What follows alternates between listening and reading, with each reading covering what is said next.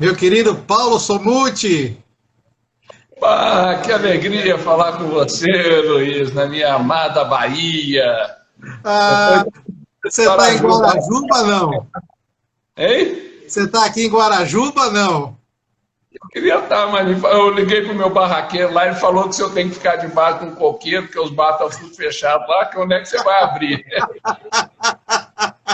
Vamos providenciar essa abertura imediatamente, né não? E o pior de tudo é que ele me ameaçou, viu? Ele falou assim, olha, se vocês demorarem para fazer isso, não vai ter mais a barraca da cabocla. Eu falei assim, Deus me livre, não fala isso comigo, não. Isso, agora, isso que é uma ameaça séria, não é? Não, me ligou quando eu apareci no Fantástico, ele disse, não, bacana, obrigado, defender a gente. Só queria te dizer que, e é verdade isso mesmo, tá? Falou que só queria te dizer que quando você voltar em janeiro, talvez não tenha barraca da cabocla. Eu falei, que é isso, meu amigo? Não tem que arrumar um jeito. Aí ele falou, tá feio lá. Nossa, Paulinho. Meu irmão, antes de tudo, minha reverência, minha amizade. Eu gosto demais de você. Nós temos uma relação tão cordial, tão amorosa de tanto tempo. Eu tenho o maior respeito e admiração pelo seu trabalho. Não posso deixar de, nesse primeiro momento aqui, da gente, que a gente chama de reunião da família Braselina, na qual você é um dos nossos condutores, né? Cada vez mais brilhante. Eu queria lhe agradecer por tudo, não só por tudo que está acontecendo de agora, mas de tudo que a gente já viveu junto, de toda essa história que vem construindo, que afinal de contas, se a gente está realizando alguma coisa em conjunto hoje, é que essa semente está plantada lá atrás, né, Paulinho? E de tanta gente, de tanta história, é tão importante dar a dimensão do que somos e o que realizamos, e eu queria lhe dar essas boas-vindas, lhe agradecer por tudo e iniciar o nosso papo dessa noite. Seja muito bem-vindo, viu? Obrigadíssimo, Luiz. Você sabe que você é do coração. Na verdade, a Bahia é do meu coração, você sabe disso. Não tem umas férias que eu não passo nessa Bahia maravilhosa. Eu amo os baianos, eu amo a Bahia. Tenho amigos queridos aí como você, o Serjão, que é nosso precursor aí de tudo, né? Tem tanta gente bacana aí. Meu Verdura coração do é nosso baiano. cozido. Minha mãe nasceu ali quase na divisa, viu, Luiz? Ali, Teoflotone, pertinho ali do sul da Bahia. Eu devia ter nascido baiano, viu? Que eu gosto tanto disso aí. Faltou pouco. Mas eu estou corrigindo isso, eu vou aí sempre que possível. Você convida pouco, mas eu vou muito. Ah, você se esconde ali todo janeiro, já estou sabendo de tudo isso. Pode ficar tranquilo. Vou arranjar um título para você, pode ficar tranquilo. Você vai virar baiano. Você sabe que eu de fato merecia, viu? Porque eu amo, frequento desde menino. Meus filhos nasceram na Bahia. Eu tenho foto dos meninos de 3 anos de idade até 29, todos os anos na Bahia. Então você sabe que não tem, nem em Minas eu passei tantas férias na minha vida. Nem... Meu querido, muito obrigado por estar aqui batendo esse papo com a gente. A gente sabe sempre, eu sempre tenho por questão, Paulinho, de sempre quando a gente iniciar esse papo das conversas sobre tudo que nós estamos passando, no primeiro momento trazer a questão da solidariedade, a questão de todos nós, de a gente estar lidando com famílias, com saúde, com todo esse quadro que a gente está falando, pedir, né, a nossa solidariedade, nosso respeito a tudo isso, mas também respeito a toda essa questão que a gente está envolvida da economia, da geração do ciclo da vida que você citou agora há pouco, na reunião que tivemos com todos os executivos do Brasil inteiro. Isso é muito importante. Antes de entrar especificamente na retomada, Paulinho, eu queria entender com você, porque para a gente, eu tenho falado muito sobre isso, para a gente falar de retomada, a gente precisa estar vivo, né? E para a gente ficar vivo até lá, as coisas ainda estão muito difíceis, principalmente em relação ao crédito, principalmente em relação ao decreto que saiu agora, mas nos deixou 15 dias aí de vazio. Você tem alguma posição sobre isso? Como é que a gente está se posicionando nessa questão? Qual decreto que você está falando? Ah, o O decreto decreto dos salários? da suspensão da redução. Bom, primeira coisa que a gente tem que destacar é o seguinte: nós estamos vivendo dias que ninguém imaginava que pudessem ser tão duros, tão longos, né? Por que a gente não imaginava? Tem uma parte de tudo isso que a gente anteviu, né? A Brasil, você sabe disso, desde fevereiro a gente estuda o que está acontecendo no mundo afora. 2 de março, nós já tínhamos o primeiro proposta de protocolo de reabertura de bares e restaurantes baseado no padrão mundial. No dia 16 de março, nós estávamos lá com o presidente da República alertando de que a situação era gravíssima e de que haveria fechamento. O presidente nos levou ao ministro Paulo Guedes, isso tudo alguns dias antes das primeiras cidades fecharem o comércio no Brasil. Não havia diagnóstico de que houvesse isso. O Paulo Guedes falava, não, vamos cair 30%, 40%, 50%, o que acontece? Não, ministro, o que está acontecendo no mundo afora é fechamento do comércio. Então, nós vamos ter, provavelmente, aqui, poucos dias antes, a OMS tinha declarado pandemia, né? Então, nós antecipamos um monte de movimentos. E um dos movimentos que a gente pediu, muito claramente, inclusive, publicamente, o ministro atribui a medida provisória 936 dos salários a uma provocação nossa. Ele falou, inclusive, se eu soubesse que era tão boa, não teria tomado uma prensa tão grande do presidente da República. Então, é o seguinte, eu gosto de dizer, Luiz, que eu não votei no presidente Bolsonaro, também nessa eleição passada não dei meu voto também ao candidato Haddad, por questões pessoais, mas eu queria fazer um elogio ao presidente, porque o presidente, ao nos ouvir, ele entendeu rapidamente o que estava acontecendo, nos levou, pôs no carro, fomos lá no Paulo Guedes. O Paulo Guedes diz de público, inclusive, que na hora não tinha essa visão, que se ele soubesse, não precisava da prensa que tomou, ele brinca assim, e teria feito a medida provisória. A medida provisória saiu em 15 dias. No dia 16, no dia 1º, já tinha uma das mais elogiadas medidas que foi tomada no mundo, não foi no Brasil só. Agora, vigorava naquele momento por 2 meses a suspensão de contrato, 3 meses porque ninguém imaginava que pudesse, no Brasil, as coisas demorarem mais do que demorou em média no mundo. Por exemplo, Milão ficou com 56 dias os seus bares e restaurantes fechados e foi o epicentro da crise na Europa. Quem fez muita confusão ficou 98 dias fechado, por exemplo, Nova York. Então, o Brasil, nós estamos vivendo uma bagunça, né, em alguns lugares, infelizmente, Salvador, a minha querida e amada Belo Horizonte, estão caminhando aí para 120 dias, uma coisa insana, uma falta de planejamento enorme, mas a medida provisória, ela saiu para o Congresso no dia 1º de abril. O Congresso, infelizmente, pela sua dinâmica, não foi capaz de responder a tempo que a gente precisava.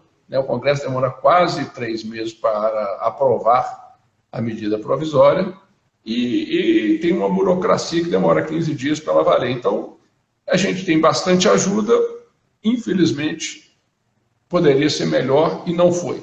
Mas não por falta de atuação do Executivo. Aonde que o Executivo errou muito? Na questão do crédito. No mesmo momento que a gente alertou, inclusive essa alerta do salário, a gente fez nos principais jornais do país. No dia 18 de março, nós alertamos o país inteiro, alerta de colapso no setor de bares e restaurantes. E no mesmo momento, a gente alertou toda a área econômica que precisariam de 2 coisas. Salário, fundo perdido, ajuda de salário e empréstimo para conseguir superar os momentos, mesmo que a gente enxerga. Naquele momento, eu imaginava que a gente ia ficar 2 meses de portas fechadas. Nunca imaginei que a gente pudesse ser tão incompetente e ficar 4 meses de portas fechadas. Mas, de qualquer forma, então, a gente alertou, conversei, na época, com o presidente do Banco Central, o Roberto Campos, quando saiu aquela primeira medida provisória dos 40 bilhões do salário. Você viu com certeza, alguns outros podem ter visto, a gente chamou aquela de medida provisória do sorvete creme, porque só pegaria aquele dinheiro quem não tivesse uma única mácula no seu currículo de crédito e que ainda assim tivesse uma relação muito boa com determinados bancos. Infelizmente, nós estávamos certos, os 40 bilhões nunca saiu mais do que 2, o dinheiro não chegou e nós fomos nessa luta constante aí. E a notícia boa foi o Pronamp, que saiu no dia 10 de junho, também, de novo, outro erro processual, que era aquele limite de 80% primeiro para os pequenos, para depois dar para os demais. Foi corrigido, nós levamos isso ao secretário especial, Carlos da Costa, que o secretário, se não resolver essa questão, mudar o estatuto, esse dinheiro não vai chegar de novo na ponta. Ele foi muito ágil, só que ágil demora 10, 15, 20 dias. Isso é muito ágil, mas na situação de hoje, qualquer dia é dramático. Corrigiu-se isso e em 10 dias acabou o dinheiro do Pronamp. Então é o seguinte, nós demoramos 4 meses, o governo errou muito nos primeiros meses com relação a crédito, acertou muito com relação a salário, errou muito com relação a crédito, o próprio ministro Paulo Guedes reconhece, acertou no Pronamp, o dinheiro foi curto. Está se buscando agora, ontem tive uma reunião com o secretário Carlos da Costa, e ele disse que está direcionando, né, via emenda, uma emenda do senador Esperidião Amin, mais 20 bilhões de reais. O Pronamp saiu com 18,7 e está vindo mais 20 bilhões que deve chegar aí, por emenda, deve chegar aí nos próximos dias. Então, é possível que essa foi a melhor medida até hoje, o Pronamp. Infelizmente, aquela do BNDES e outras tantas ainda não floresceram. Há uma possibilidade importante de vir crédito via empresas como Ambev, Coca-Cola e algumas fintechs, via maquininha. Nós temos o deputado Efraim, e outra coisa, desde o primeiro momento a Brasel defendeu o crédito via maquininha, desburocratizado, com garantia integral. Infelizmente achavam que não era o caminho, que não precisava. Hoje já se reconhece na medida provisória 975, que foi relatada pelo deputado Efraim, que é um deputado da Paraíba, muito parceiro da Brasel, muito parceiro do setor de comércio e serviço.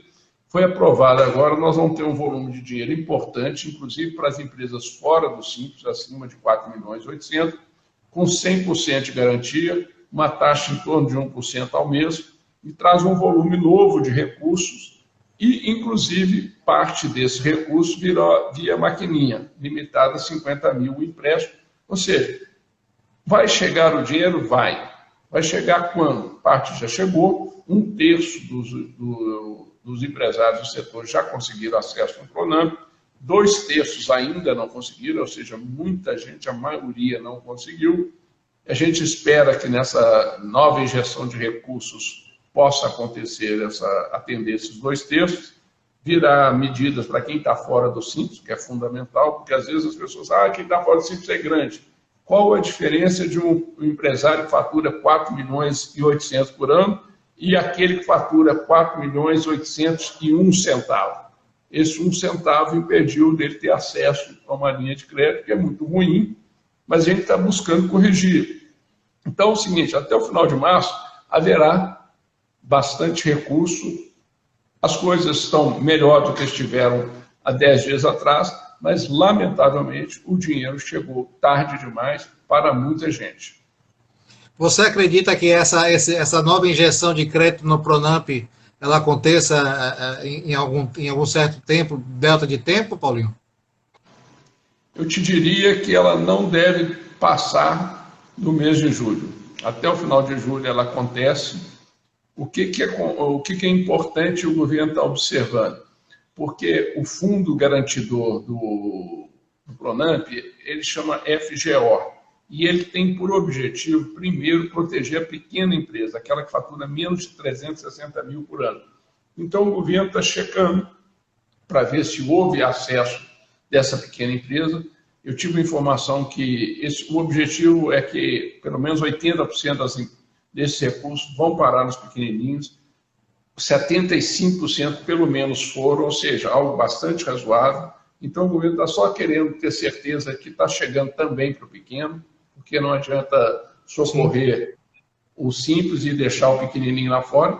Então acho que funcionou bem, os bancos, a Caixa Econômica deu um show, foi a primeira a oferecer, o Banco do Brasil chegou atrasado, mas liberou muito rápido. O Itaú chegou mais atrasado um pouquinho, mas também liberou ainda mais rápido. E alguns outros bancos não conseguiram nem chegar, como o Santander, que falou que ia chegar em janeiro. Infelizmente, desprezou, não entendeu a importância do momento e ficou sem recurso. Então, quando isso acontece, uma clientela, por exemplo, do Santander foi prejudicada. Então, mas a minha visão é que nos próximos 10 dias aí nós vamos ter um volume de recursos maior do que tivemos, e aí você atende mais um tanto. Qual que é esse tanto? Talvez nós temos hoje 1/3 atendido, talvez nós vamos a 2/3 atendido.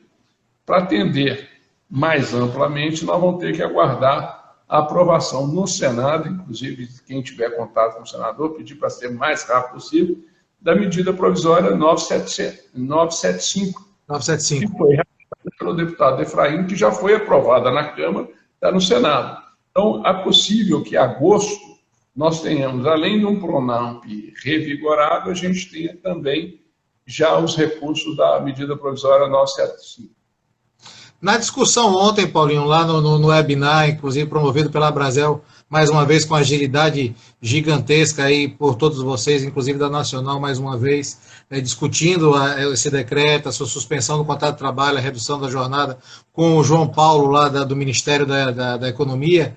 Ele estava citando que isso foi por um assunto provocado por nosso Brandãozinho, falando sobre a questão exatamente da prorrogação, dessa possibilidade dos 15 dias e também numa prorrogação um pouco maior, diante desse quadro que há diferenças de retomadas em vários estados, de cada um mais para frente, outros mais para trás, todos, né, com essa carga gigantesca parada, de caixa totalmente parado, e ele próprio estava citando uma possibilidade dessa ação institucional e levantando a importância das entidades nos setoriais que estão sofrendo sobre isso, fazerem pressão e voltarem a carga para essa conquista. Você entende esse caminho? Você vê como um caminho que a gente pode trilhar?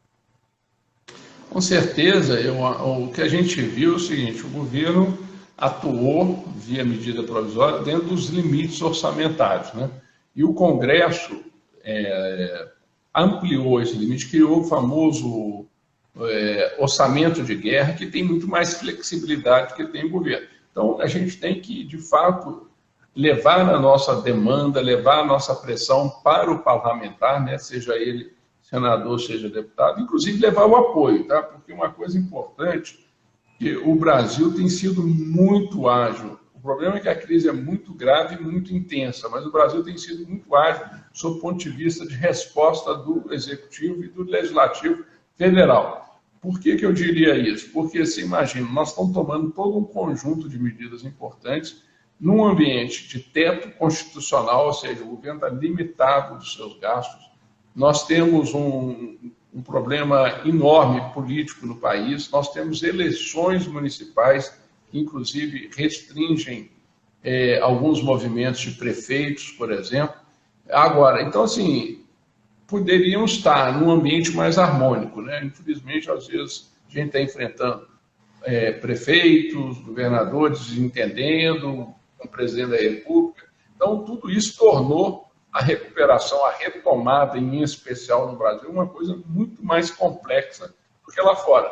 Quando você pega numa Europa, em média, os estabelecimentos ficaram fechados menos de 60 dias, aqui no Brasil nós estamos com uma média superando a 100 dias. Então, assim, esses 40 dias, pelo menos a mais, em alguns lugares vão ser 60 dias, 70 dias a mais, eles são absolutamente fatais para um conjunto importante de empresas. Nosso setor, nós temos aí 1 em cada 4 dificilmente retornam pelas nossas pesquisas, e o pior ainda, nós temos uma caminhada dura daqui, em portas abertas, até dezembro. Por que até dezembro? Dezembro é um mês muito importante porque a nossa avaliação é que o país atinge a imunidade de rebanho. Segundo, nós imaginamos que em dezembro 90% do mercado que a gente tinha pré-crise estará já ativo e, infelizmente, por um lado, 25% das empresas deixam de operar. Para aquelas que conseguirem chegar em dezembro, o mercado vai estar maior do que pré-crise. Ou seja, a travessia dos próximos 4, 5 meses vai ser muito delicada, mas a gente tem um horizonte muito positivo para aqueles que conseguirem. E nós, na Brasil, estamos lutando de uma maneira muito intensa para estar juntos, de mãos dadas, como estivemos desde o primeiro momento. Sabemos que fizemos bem menos do que todo mundo precisa, mas também estamos com a consciência tranquila de que fizemos o nosso melhor para ajudar a caminhada aí.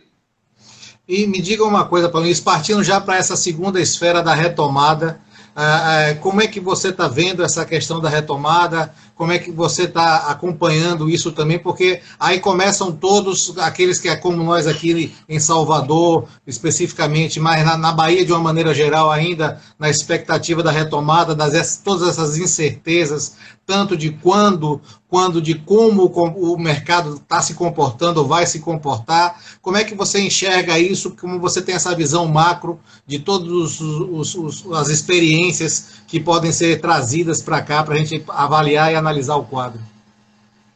Bom, falando um pouquinho de Salvador de uma maneira específica, quando a gente olha o que aconteceu no mundo, os indicadores, quando a gente olha os óbitos por 100 mil, que infelizmente é o melhor indicador para a gente acompanhar, porque o Brasil testou muito pouca gente, o Brasil tem pouca informação sobre quem contaminou, quem não contaminou. A melhor informação que a gente tem para trabalhar no Brasil é os óbitos por 100 mil. Quando a gente dá uma olhada para Salvador, Salvador já poderia estar de portas abertas. E eu espero que abra muito rapidamente, porque a curva aí deve cair intensamente nos próximos dias. E a grande solução, Luiz, no mundo, não foi o isolamento. A grande solução no mundo, a gente vai encontrar isso na Registro da História Futura, foi investir em levar a informação correta para a população e estimular a solidariedade e passar as boas práticas. Qual é a informação correta? No nosso caso, 5 itens. Primeiro, não saia de casa se você estiver com sintomas da doença. Se você for grupo de risco, está com comorbidade, fique em casa se possível. Ao sair, use máscaras. Se estiver próximo de um estranho, mantenha um afastamento de pelo menos 1 metro. Em filas, higienize as suas mãos. E, num bar e num restaurante ou numa loja, garanta um afastamento de pelo menos 1 metro entre pessoas que você não conhece. Então, esse é o procedimento de sucesso. Por exemplo, a Suécia jamais fechou seus comércios. Aqui no Brasil, Vitória jamais fechou totalmente seus bares e restaurantes. Curitiba só fechou tem 10 dias, porque teve um repico lá, ficou aberto desde o primeiro momento até 10 dias atrás.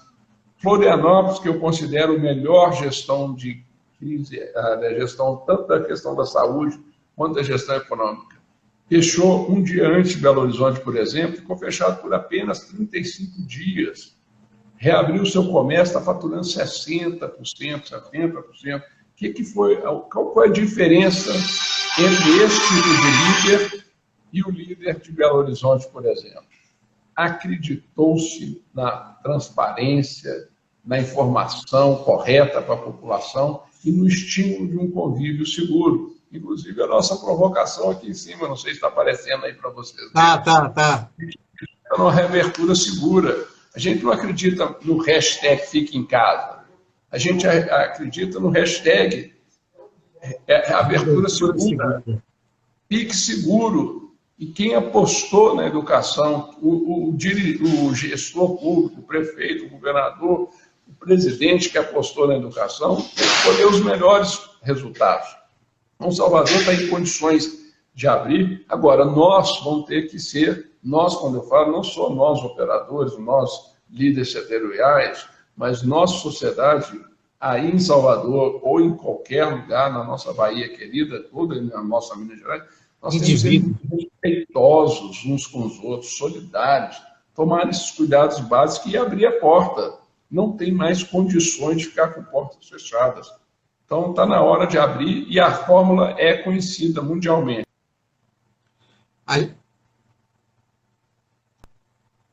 Paulinho travou para mim aqui, veja para vocês também. Voltou? Voltou, Paulinho? Está me ouvindo? Muito bem. Pronto, viu, Paulinho? Então, eu acho isso que a gente tem trazido muito, essa discussão, de botar também na pauta, botar na roda, como a gente conversou hoje mais cedo aqui, o indivíduo, né? porque o comportamento do indivíduo no que vai se levar para a sua convivência social é o determinante nesse controle, porque você está falando aí de algumas variáveis, que são o controle do ambiente, o controle da saúde e o indivíduo se portando a isso, né? Porque, como você falou, se ele tiver com sintomas e resolver sair de casa, qualquer ambiente que ele vai frequentar, ele vai contaminar, seja ele de qualquer tipo de empresa, de qualquer tipo de atividade, ou até mesmo na visita à sua própria família, né? Então, essa é uma questão realmente que a gente precisa avançar, porque é tudo muito complexo, né, Paulinho? Essa coisa é muito tranquila, mas é uma coisa que a gente está envolvendo muitas variáveis e de comportamentos. Agora, você traz um dado sempre muito importante que eu queria reforçar. Oi, Paulinho. Luiz, concordo plenamente contigo, só queria sugerir a substituição da palavra indivíduo por cidadão.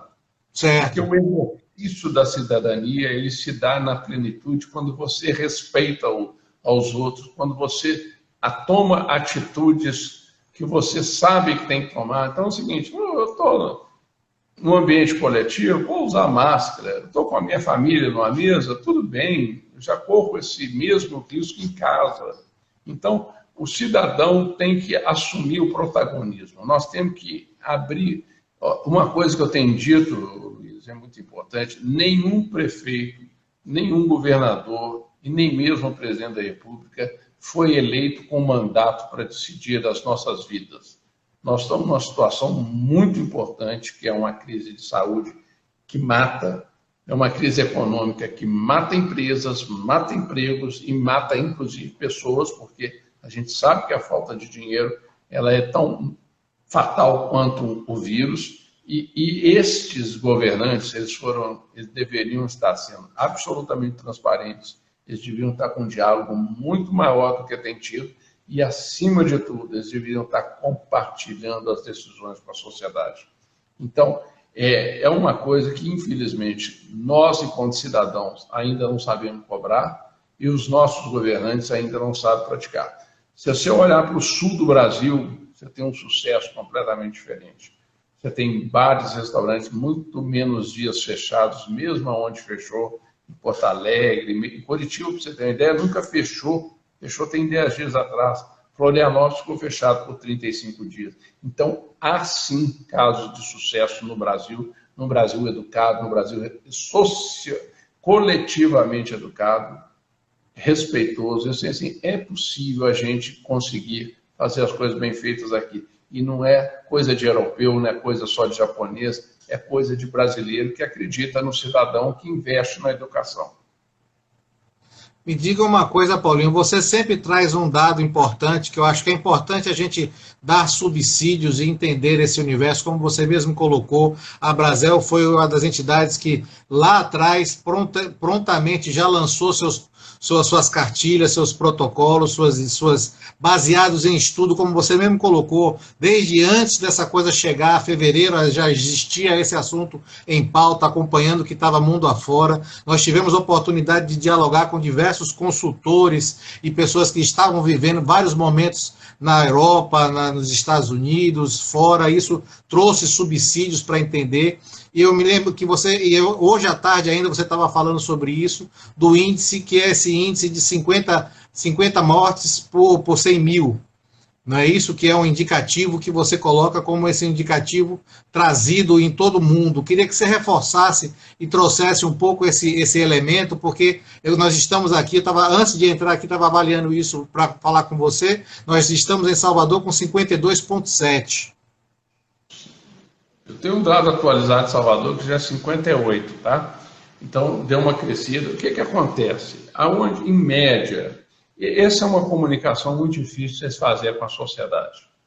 Porque no Brasil, diferentemente do que aconteceu, por exemplo, na Alemanha, a primeira-ministra da Alemanha, Angela Merkel, a primeira fala dela para a nação sobre o coronavírus, ela falou assim: vamos ter que contaminar de 50% a 70% da população para atingirmos uma imunidade de rebanho, a única solução conhecida hoje para esse vírus. E aí, o que a gente quer fazer? A gente tem que fazer isso de maneira organizada, de maneira que a gente não tenha uma velocidade maior do que a nossa capacidade do sistema de saúde. Então, ela definiu, ela foi transparente com a sociedade, toda a sociedade alemã. Isso não aconteceu só na Alemanha, mas a Alemanha é um lugar muito importante como referência, porque foi mais clara e mais aberta a mensagem, e essa mensagem, inclusive, passou na televisão brasileira. Ou seja, não é uma coisa, o Paulo estudou, não, essa mensagem teve no Jornal Nacional. Não, Jornal Nacional. Olha a diferença de um país que trata o negócio com transparência para a sociedade e tudo. Então, é muito difícil você chegar aqui no Brasil, o que a maior parte dos nossos governantes fez assim? Eu vou trabalhar para que a Bahia seja diferente, para que Minas seja diferente, que Belo Horizonte seja diferente. Diferente como? E criou-se uma expectativa de que pudéssemos viver em alguma ilha isolada. O único lugar do mundo que eu tenho conhecimento que conseguiu adotar o conceito de ilha foi o Japão. O Japão tem menos de uma morte por 100 mil pessoas no Japão. Por quê? Porque uma ilha é um povo que há mais de 100 anos usa máscara, é um povo que não tem hábito de se abraçar, de se cumprimentar, de dar as mãos, e é um povo que é absolutamente disciplinado. Então lá você tem menos de 100 mortes. Fechou-se os aeroportos, fechou a entrada de gente, tomara que dê certo, porque em algum momento começa a conviver de novo, mas é um povo que realmente tem uma situação absolutamente diferente. Aqui no Brasil é impossível a gente dar o conceito de ilha a qualquer cidade. Por exemplo, para falar da minha cidade, o meu prefeito aqui vendeu para todo mundo de que era possível que Belo Horizonte ia ser uma ilha da maravilha no Brasil, que era possível a gente aqui não ter as mortes que teriam na Bahia, no Amazonas e no país inteiro, com a fronteira permeável, como a gente tem, de um país continental.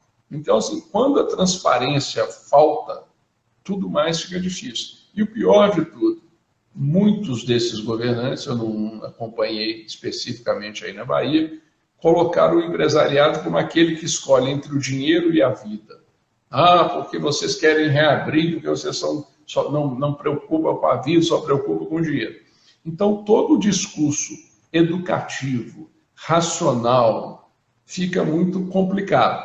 Então, eu vou aqui nessa live falar um pouquinho disso. Você sabe que há mais de 2 meses atrás, na Brasel, inclusive, eu registrei por escrito, no início de abril, na verdade, fiz isso, que o Brasil chegaria a dezembro, otimistamente, com 80 mil óbitos, pessimistamente, com 120 mil óbitos, e, na minha visão mais provável, com 100 mil óbitos. Por que de onde eu tirei esses números? Da média mundial de óbitos por 100 mil, que é quando caminha-se e atinge-se a chamada imunidade de rebanho. Então, o que acontece? Aonde você tem uma gestão? Qual que é a média desse número no mundo? 50 óbitos por 100 mil. Aonde você tem uma gestão mais tranquila, ela fica dali para baixo, acontece ao longo do tempo, não falta hospital para ninguém. Aonde você tem uma gestão menos preparada, falta hospital, como aconteceu, por exemplo, em Milão. Milão chegou a mais de 700 óbitos por 100 mil. Para vocês terem uma ideia de quanto que isso é absurdo, a pior situação no Brasil é hoje em Fortaleza, com 130 e poucos óbitos por 100 mil.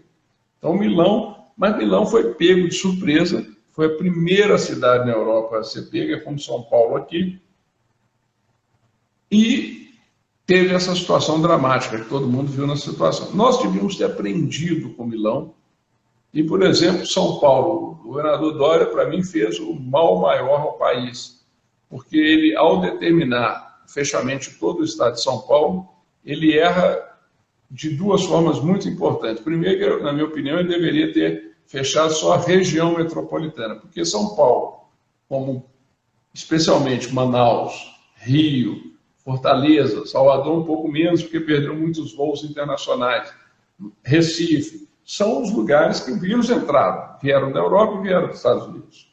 O que a gente deveria ter feito? Um fechamento muito forte na região metropolitana de São Paulo, que equivaleria, por exemplo, à Lombardia. Milão, a grande Milão é a Lombardia. a Grande São Paulo poderia ter sido uma atuação muito forte. O que o governador fez? Ele fechou o estado inteiro. A maior parte das cidades do interior não tinham coronavírus, como era a realidade no Brasil inteiro.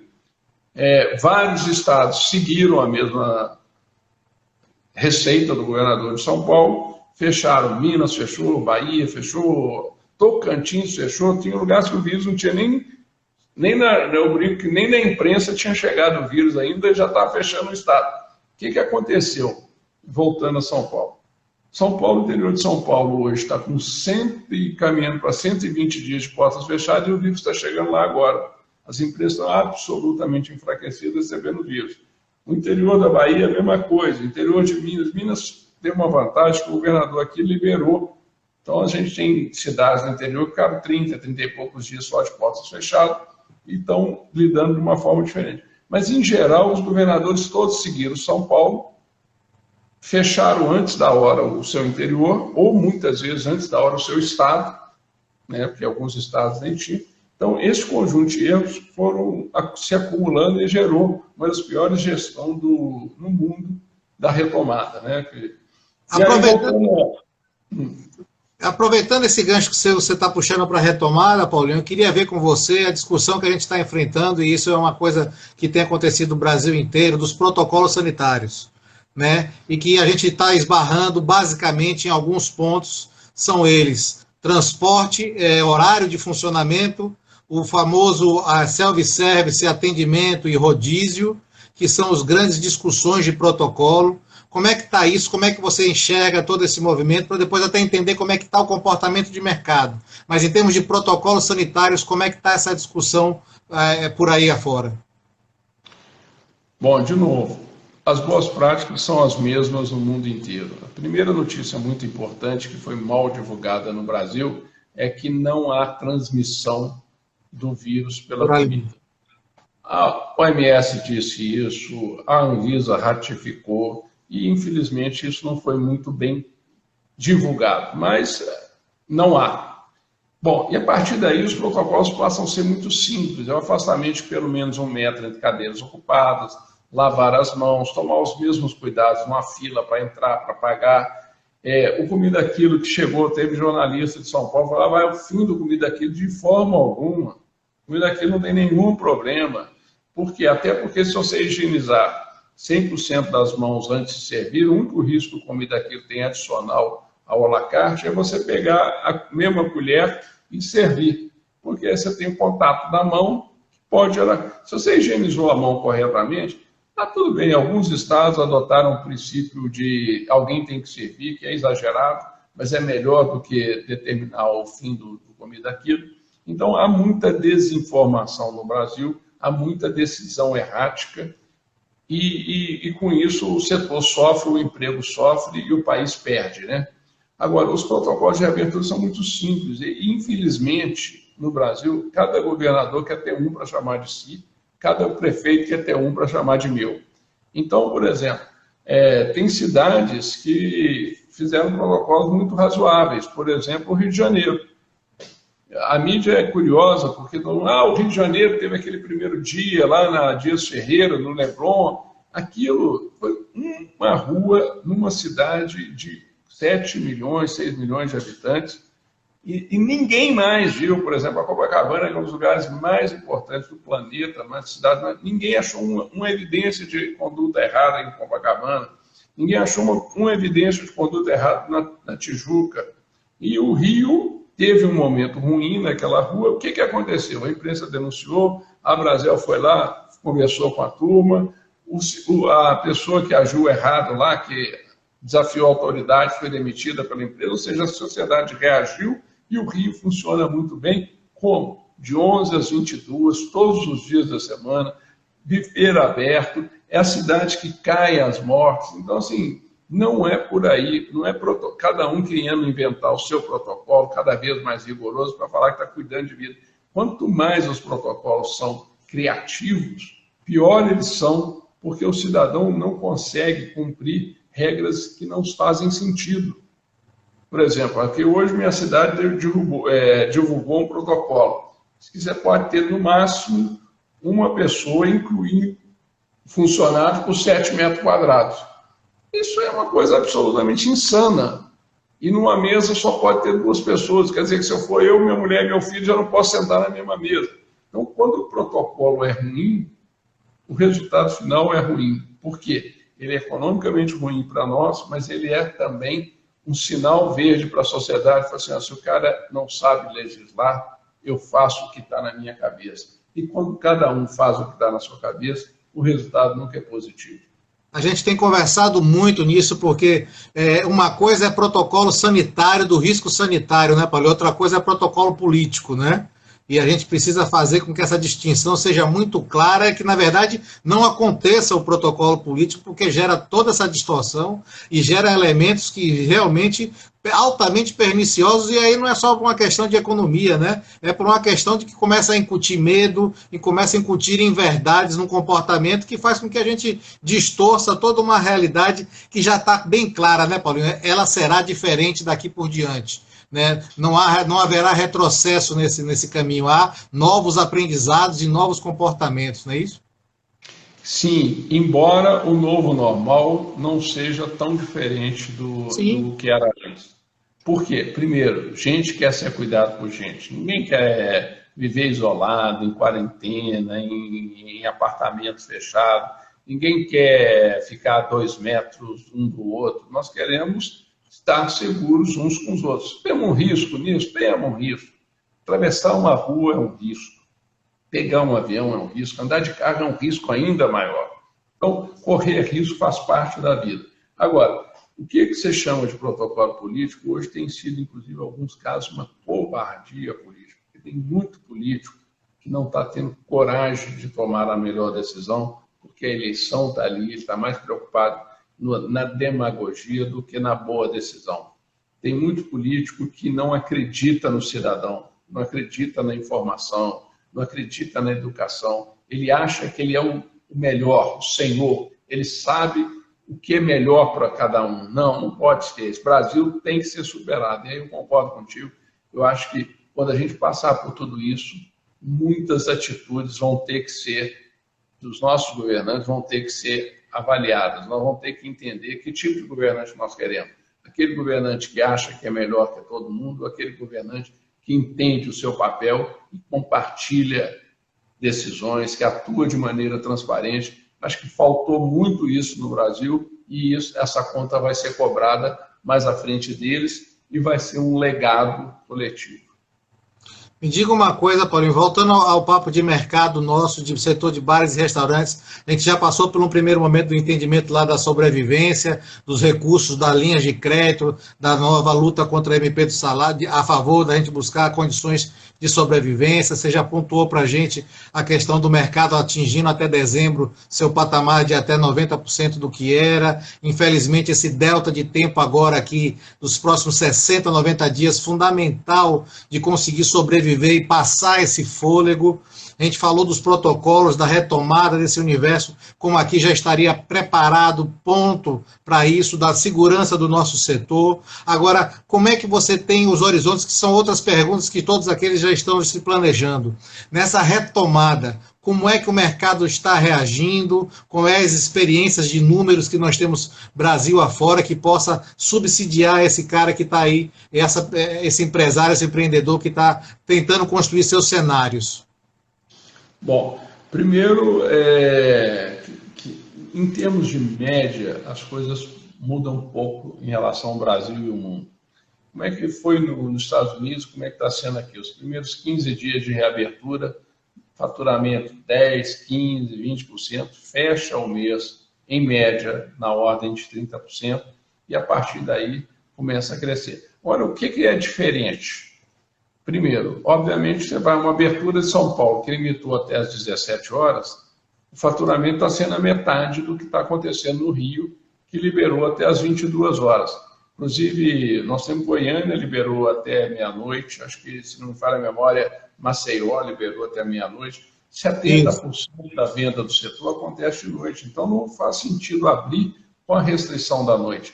Até em alguns grupos aqui, o pessoal vai dizer, será que, falando lá do Dória, né, será que o governador acha que o o coronavírus é um vampiro que só funciona de noite, não funciona de dia, de noite.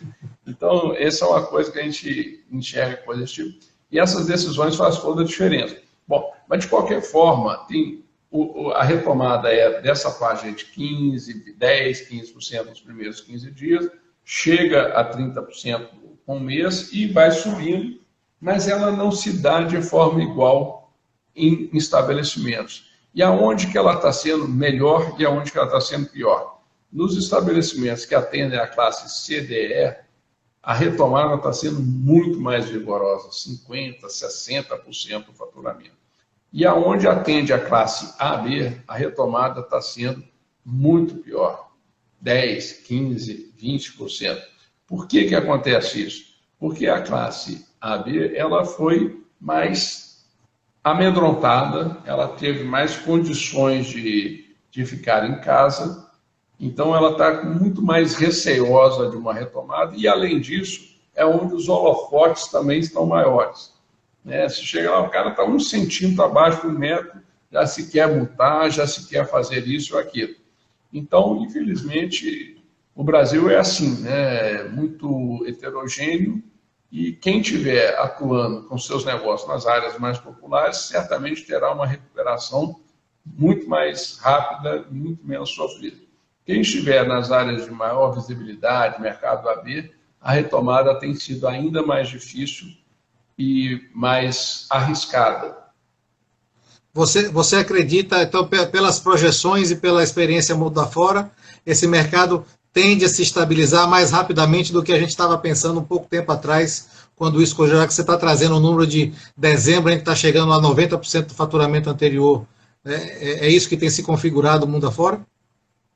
Bom, a história no mundo é muito curta, né? O mundo está só 2 meses à nossa frente. Mas, em geral, a recuperação tem sido melhor do que se imaginava há 2 meses atrás, por exemplo. E, como eu te disse, nos estabelecimentos que atendem as classes mais baixas está sendo mais rápido, nas classes mais altas mais lento. Agora, dezembro é aquela coisa, o mercado fica 10% menor, mas como a oferta diminui, né, muitos estabelecimentos não vão estar no mercado, quem estiver no mercado em dezembro provavelmente encontrará uma demanda maior do que encontrava em março. Entendi. Eu queria aproveitar, a gente está chegando aqui já próximo dos 10 minutos finais, Paulinho, que você desse um overview, uma situação geral daquilo que a gente colocou como estratégia extremamente assertiva da Abrazel como entidade, que isso tem sido um diferencial extraordinário que a gente tem encontrado Brasil afora e em todo instante, em todo lugar que a gente dialoga, porque você se colocou nessas vertentes, nos eixos principais, ou seja, nós estamos falando de um horizonte de acompanhamento e muito próximo, durante muito tempo ainda, em 9 linhas, né? Eu queria que você traduzisse isso um pouco para a gente, que é importante as pessoas entenderem a dimensão do pensamento da entidade e, mais do que isso, a dimensão do quanto nós estamos buscando acolher e dar relevância a todo esse setor que a gente está incansavelmente trabalhando, né, Paulinho? Perfeito. Eu acho que está visível para todo mundo, né, que a Abrazel se antecipou a muitos movimentos. Nenhuma outra entidade, pega aí CNA, CNC, CNI, Fiesp, Fieng, Fieb, sei lá como é que chama na Bahia, pôs a cara para fora. Ninguém teve coragem de tratar o assunto com a exposição que demandava, porque era uma situação muito delicada, é muito fácil se manifestar em ambiente seguro. Outra coisa é se manifestar num ambiente que tudo era muito incerto, tudo era muito novo, e o equilíbrio era o essencial. E trabalhar com transparência e fazer uma defesa setorial que convergisse, ou melhor dizendo, que não divergisse dos interesses da sociedade, foi muito delicado. E a Abrazel nunca se omitiu, nunca teve nenhum momento a gente se acovardou diante do desafio que era enorme. Bom, nós tínhamos muito claro para nós os 3 ciclos de trabalho que a Abrazel tinha que atuar. O primeiro ciclo a gente chamou de sobrevivência. E foi quando a gente foi atrás do presidente, do ministro, e ditou assim, olha, vamos garantir, primeira coisa, salários, segunda coisa, empréstimos, terceira coisa, e não funcionou tão bem, a gente pediu ajuda dos estados para a conta de luz e água, não rolou em geral, pedimos ajuda das prefeituras para usar calçadas de graça, vale transporte, ainda não rolou. Então a gente foi muito claro para a gente e a gente foi atrás da cadeia produtiva. A gente conversou com todas as empresas, Ambev, Coca, Sodexo, TIC, tudo, a gente buscou, assim, olha, organizem, porque a retomada nós vamos precisar de mais prazo, nós vamos precisar de flexibilidade na negociação das notas. Eu queria alertar, dizer apenas para, não faz muita diferença, mas antes de fechar qualquer cidade, no dia de 15 de março, nós já soltamos um vídeo recomendando todo mundo que buscasse os seus fornecedores, alargasse os prazos de pagamento, segurasse o maior dinheiro, isso antes de qualquer cidade ter sido fechada. Mas aconteceu e a gente viveu esses dias tão difíceis, nós fizemos uma segunda vertical muito importante de atuação, que era nessa de apoiar as reaberturas, com os protocolos, pedindo transparência, levando as melhores práticas, criticando aqueles que estavam errando, apoiando aqueles que estavam acertando, dando repercussão, como fizemos numa live com o governador do Rio Grande do Sul, que foi o primeiro governador a atender o pleito nosso de transparência. A partir daí, todos começaram a divulgar dados de ocupação do sistema, do RT, da curva, porque sem isso a decisão continuava sendo uma decisão de tecnocratas, de prefeitos, governadores, que não foram eleitos com mandato para decidir nossas vidas. Então, assim, a Brasel foi a primeira entidade única a cobrar transparência de critérios. E a terceira vertical nossa é a retomada. Como é que a gente apoia depois que abre as portas? E nós estamos apoiando desde a parte psicológica, né? Nós temos um serviço, por exemplo, com parceria do Sodexo, porque nós temos já colegas que resolveram encerrar a sua vida, nós temos colegas que estão desesperados, nós temos funcionários que estão vivendo. Então, o serviço nosso está disponível para todos os que empreendem, para todos que trabalham no setor. Serviço profissional, 24 horas por dia. Nós temos várias outras situações lá, nós criamos um conjunto de serviços, estão todos dentro da rede abrazel.com.br, eu convido todo mundo a entrar lá. E mais, nós ofertamos todos esses serviços de graça. Nenhum associado ou não associado tem que pagar um centavo. A Brasel abriu mão de qualquer receita, foi atrás de dar a sua melhor contribuição nesse momento. Agora, nós temos absoluta consciência de que, por mais que a gente tenha se empenhado, por mais que a gente tenha feito, por mais que a gente esteja compromissado, a gente sabe que fez muito menos do que precisava fazer. A situação era muito mais difícil, muito maior do que a gente tinha capacidade de fazer.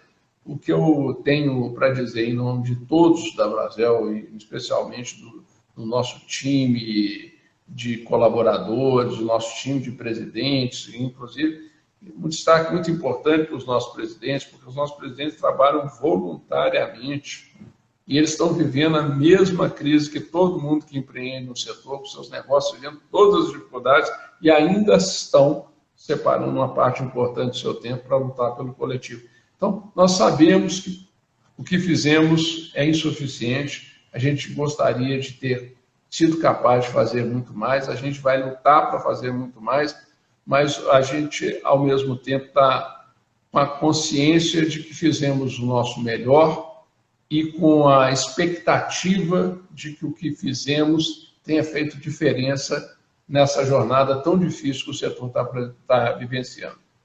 É verdade, Paulinho. A gente abriu esse canal das lives aqui exatamente nesse quesito do primeiro dessa empatia, sabe? De trazer esse momento de somos pares, atravessando esse difícil momento juntos, trazendo, às vezes, momentos assim, falar mesmo de crédito é uma das coisas mais perversas e mais difíceis que a gente pode fazer, mas a gente tem falado, como você mesmo colocou lá, que acontece na Brasel Nacional, o papo reto, né? Nós temos um conselheiro aqui, nosso lindão Frank, que é o nosso mestre nessa área, é papo reto, é aquela coisa que a gente fala realmente, tem notícia, ela é ruim, mas precisa ser dita, precisa ser falada, precisa ser enfrentada, e mais do que isso, ela precisa ser transformada. e para transformar a gente precisa encará-la de frente, e isso a gente tem feito com muita honradez, com muito respeito, né, com muito cuidado, inclusive, porque isso às vezes nos coloca em pontos muito difíceis, porque as expectativas vêm todas, né? E a gente se gerar com expectativas são muito difíceis, como você falou,